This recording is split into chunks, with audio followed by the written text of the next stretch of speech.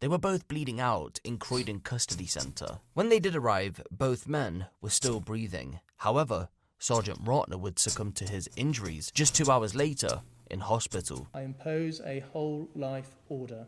Wow. You will remain in custody for all your days. If I ever heard that, if a judge said that to me, I'm finna spaz in that bit. I'm not getting locked up for the rest of my life. That's over with. What's good, YouTube? It's your boy MillyReacts, and I'm coming back at y'all with another reaction video. So I found this crazy video on YouTube called "Man Murders Detective at Police Station." Like, how do you let the suspect murder the detective in the police station? That don't even make sense. But we finna get into this video and we finna get straight to it. But if you're new to the channel, please like, comment, subscribe, turn on post notifications so you don't miss when I upload. Follow me on all my socials. The link to everything is in the description box below, and let's get straight into it. It's 1:30 AM on September 25th, 2020, and officers from the Metropolitan Police Service are patrolling on London Road in Norbury, South London. Out of nowhere, in London, holding a duffel bag. I think this is our first surgical mask, overseas video, and boots. Although this wouldn't have usually aroused suspicion at that moment in time, remember most of the public were wearing masks. On this occasion, it did, as there had been burglaries in the area. The police thought this man, whoever he was, may be connected to the ongoing burglaries in the area, and so it was time to investigate. I'm going to detain you under Section 1 of the Police Criminal Evidence Act, okay? The reason for that is there's a lot of burglaries in this area. I've just seen you walk. I thought with the accent, it'd be fine. I'll take it and have a look in a minute, alright? The reason is there's a lot of burglaries in this area, okay? It's 1:30 in the morning. I don't know who you are. You've probably got a totally legitimate excuse, alright? But at the moment, you're walking down the road with a duffel bag, alright? Which I believe may have stuff going to equipped to do a burglary, alright? So I'm just going to search you. In this pocket, I've got my ID. Perfect. Okay, that's fine. Don't put your hands in your pockets. Hey, hello. Don't put your hands in your pockets. He's still doing it. You're just going to be searched, mate. You're not under arrest. I just need to search you. You okay? All right. Just a bit nervous, yeah? My parents, please. Okay. Are they expecting you home? Okay, that's fine. All right, that's fine. You could be 2 seconds. You could be 2 seconds. Do you want me to hold that? Oh, it's multiple. Yeah, this man guilty. Look how nervous he is. Just explains. He was just quickly search you, see if you've got anything, and then you're going to be gone. This is all being recorded on body worn. Okay? You're not in trouble.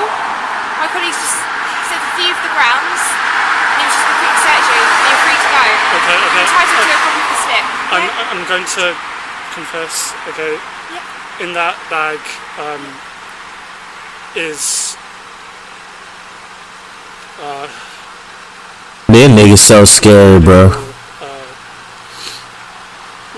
That's a then 23-year-old Louis DeZoya. It's not entirely clear what he was doing on the night in question, but to nip it in the bud, he was no burglar. There is one leading theory that man a trapper, and that was he was heading to his parents' home. Not for any regular visit though, as you'll find out shortly. Louis the man finna rob his parents. Roughly 4 years by this point, spending roughly £200 a month on it, which was more than likely why he had it in his possession. He was also diagnosed with autism earlier on in life, which at first glance may explain why he was so nervous when interacting with police. He was visibly shaking. According to medical reports, Louis' autism impacted the way he communicated and interacted with members of the public. But even if autism played a slight role in this nervous exchange with officers, it most definitely wasn't the cause of the initial stress. The stress wasn't caused by the fact he was in possession of cannabis either. Okay, how much have you got in there? I've got maybe 3 or so. Man, that man got less than a 3.5. I'm still going to have to search you, alright? Yeah. So, just pass me your phone and your mask, okay? All my concern is at the moment is if you've got anything on that's going to hurt me or you. Any needles, any razor blades, anything like that. Okay, fine. Yeah, they can't have guns in London. On you. I'm just going to have to put you in handcuffs while I search you. The reason... What's the matter? So the reason for that is people try and do silly things when we search them. They try and hurt themselves, they try and hurt police officers. Alright? Can you take me into the car, please? Why? Can you take me into the car, please? Why? Because I need to talk to you. Why? Don't resist. Listen to me very carefully. I know. Don't resist. Okay, we'll put you in the car, but put the handcuffs in first, yeah? Okay. Is it someone's watching us? Or? Look, and take the bag, please. Thank you. Why do you want us to sit you in the car? Just worried, please. Why? Why are you worried? Just. You think your parents might see? No. Right, get in the car, That mate. man tripping. Can I create a CAD for a stop of a person on London Road, junction with Pollard's Hill North, please? Don't put your hands in your pockets. Don't do that again. Do you understand? Do you understand? That's the third time you've done that, and I've told you not to. Next time, listen to me. Next time, you're going to be handcuffed to the back. All right? 3 times I've asked you. You speak perfectly good English. Stop doing it. That's your last warning, boy. It's for our safety as well, because we don't know if you're reaching for a knife, we don't know what you're reaching in for your pocket. Inside is my. If you open Received. you'll see my ID, which has my address. At the moment, I've tried to do you a favour by taking you off the street. You've not told me why. I'm just saving you a little bit of embarrassment. Now you've reached into... Stop talking. You've now reached into your pockets 3 times I've told you not to, right? You've now told me you've got drugs on you when I thought you might have had some sort of tool on you to burgle someone's house. So now I'm going to search you stood right here, alright? Because I don't know what else you've got on you, and I think there's more to this story than you're letting on, despite having drugs on you, alright?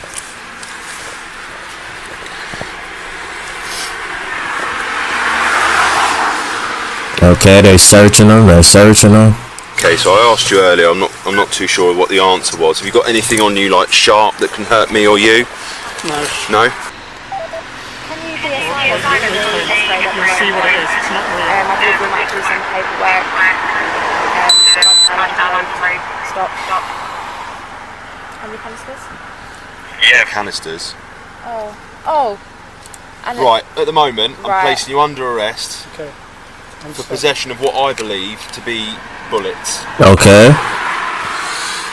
So this nigga is an assassin.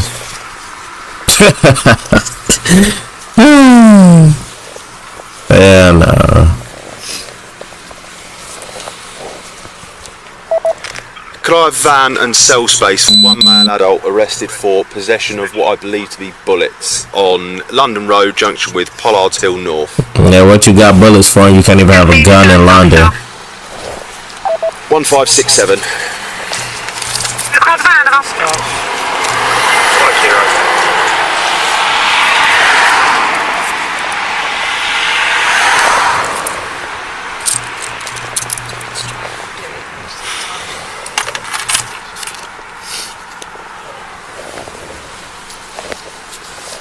They just going through bruh pockets, violating them.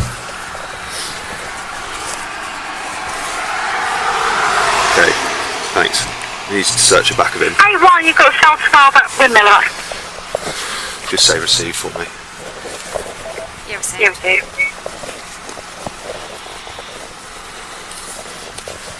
Just hold his jacket up for me.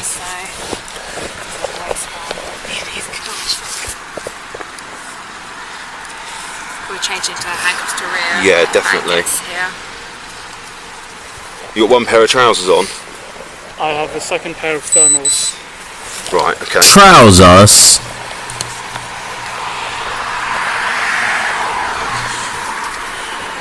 Okay, I'm just going to search your inside leg. Spread your legs slightly for me, thank you. What did he find, bro? Where'd you get the boots from? Oh. Yeah, all good. Nigga like his boots.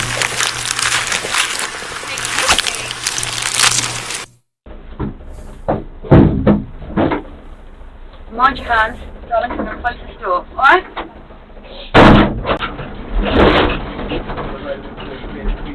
Damn. Nigga was walking down the street just to get stopped by the cops. Damn, Daddy. Then you told on yourself, right? That shit. Why did you do that? All you had to do was keep it solid, bro. And you would have been on about your day. Do you want me to stay with you? No, it's fine. Okay. Possession of a firearm, aka a bag of what look like bullets. Possession of intent to supply, Class B. Who's the other unit that's coming So you probably don't need a further search. Yes, 100%. Right, just tip out this and wind them down, but don't take the cuffs off. Yeah, it's fine. Stand up, mate. He's been a bit. Bruh. Did he say or what? This is it. I understand, stand up. So please leave. What? Can you please leave? I think I'm going to pass on. Okay, listen to me. I don't think you are, mate. My name's Matt, I'm the custody officer, right? I'm in charge. I'm not involved in the investigation. You've been arrested on suspicion of possession of bullets, ammunition and possession of intent to supply. Class B. Class B, anything else? That's it. Alright, your detention's not been authorised yet, but I can authorise a search of you under section 54 of PACE. Stand up. Damn. Mate, you're good enough to... What the fuck? After being led into a cell at Croydon Custody Centre in South London, Louis managed to grab hold of a Colt antique revolver that he had stored in a holster under his coat and Wow. custody sergeant Matt Ratner. Wow. To miss the near foot-long gun that had been How y'all missed that? allowed Louis to shoot Sergeant Ratner. Over the space of seconds, 4 shots were fired towards Sergeant Ratner. The first hit him directly in the chest, more specifically, the heart. After the first shot was fired, officers leapt on top of Louis, but he continued to fire. A second bullet would hit Sergeant Ratner in the leg. The third would lodge into the cell wall, and the final would bounce off the floor and hit Louis in the neck. As Sergeant Ratner lay bleeding to death, more officers ran in the cell and tasered Louis while screaming, "You fucking piece of shit." He was then dragged out of the cell, leaving a trail of blood. Officers tried their best to keep both men alive until paramedics arrived. They were both bleeding out in Croydon Custody Centre. When they did arrive, both men were still breathing. However, Sergeant Ratner would succumb to his injuries just 2 hours later in hospital. Louis almost met the same fate, but after life-saving surgery, he would go on to survive. Why would y'all let him live? He'd been in a coma for months after the surgery. Although he survived, it wasn't entirely clear if he'd ever go on trial because of the condition he was in. The shooting it might be mental. To have a stroke, which left him with brain damage. He was able to communicate on a very basic level. He'd also been left partially paralyzed. However, the Crown Prosecution Service wanted to move forward with murder charges 9 months after the shooting, as Louis had somewhat recovered from his injuries. His lawyers argued that because he had brain damage, he wouldn't be fit to stand before a jury. But the judge presiding over the case would disagree and gave the go-ahead. You see, he was able to communicate at a very basic level using a whiteboard and short phrases. A lot of the time, it would just be one-worded answers. He was also able to somewhat understand questions that would come his way. And so when the judge took all of this into account, the thumbs up for the trial was given. I know he lost that bit. You're a cook. I spoke to Matt 2 days before the shooting. The thing that pains me the most is that he was just 2 months away from retiring. Our words spoken by Matt's brother, James Young. Yes, ladies and gentlemen, Matt Ratner was just 2 months away from retiring, but he was sadly murdered in cold blood. Matt's life had been one huge roller coaster. He was born in New Zealand to a loving family. As he was growing up, he wanted to follow his dreams of becoming rugby. As a part of chasing this dream, he would secure himself a scholarship in America, but ultimately decided he wanted to join the Metropolitan Police when he moved to England in 1991. He would be a police officer until 2020. Once you met Matt, you couldn't forget him. He would take time out to talk to people. He didn't care who you were. It's quite strange, but people who had been previously arrested would turn up to the station because they wanted to chat with Matt.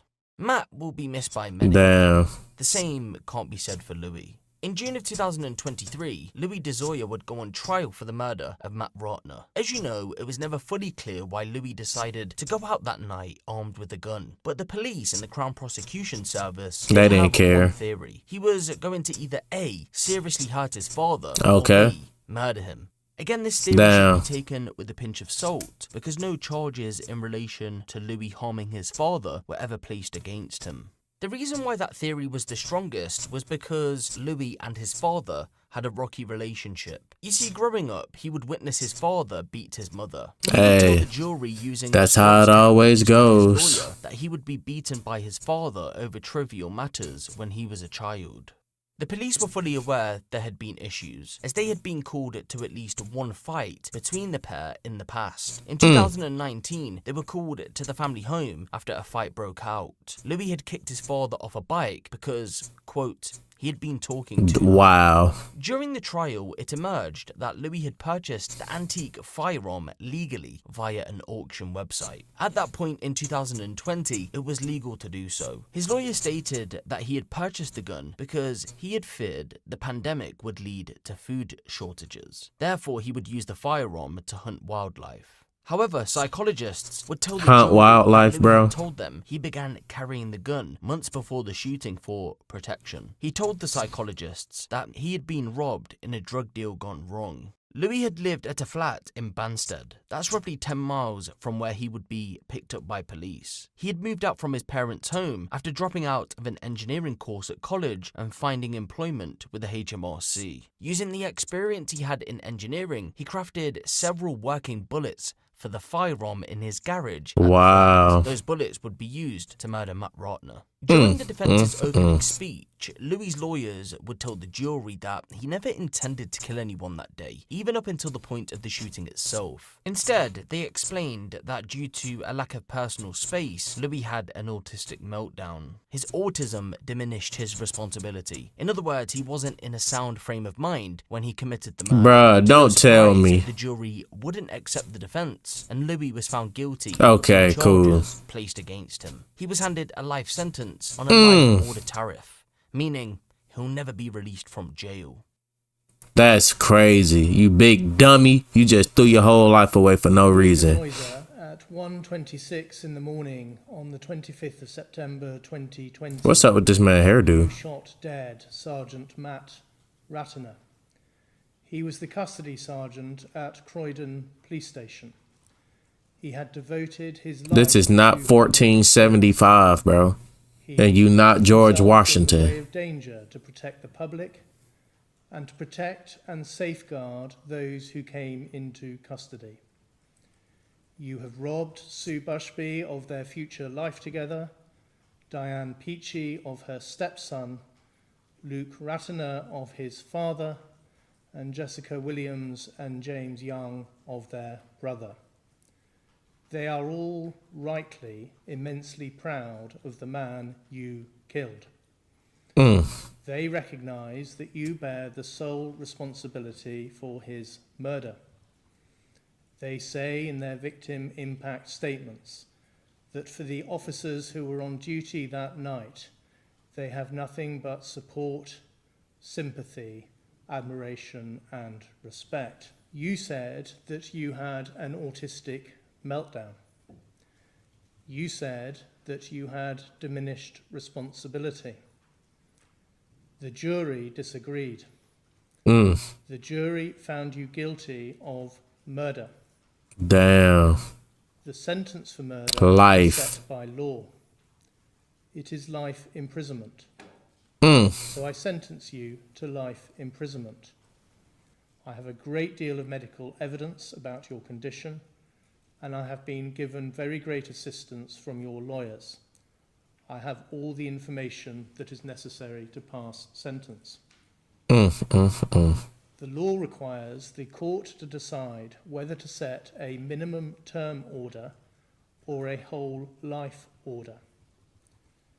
A minimum term order means that you can be considered for release after the minimum term.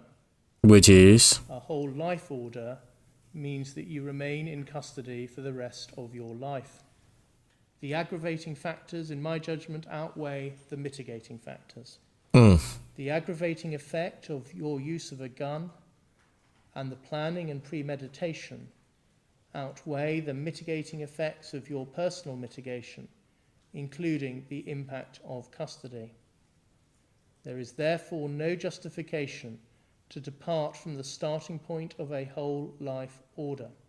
Wow. That is what Parliament has decided should normally apply as a starting point to the murder of a police officer in the execution of their duty. The seriousness of the offence means that a minimum term order is not justified. Damn. A whole life order must be imposed. Louis de Zoysa, I sentence you to imprisonment for life. I impose a whole life order. Wow. Means you will remain in custody For all your days. Oh my goodness. From the dog. No. If I ever heard that, if a judge said that to me, I'm finna spaz in that bit. I'm not getting locked up for the rest of my life. That's over with.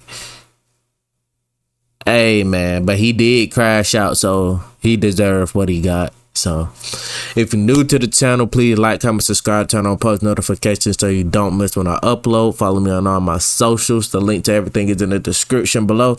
And it's your boy MillyReacts, and I'm gonna see y'all in the next video.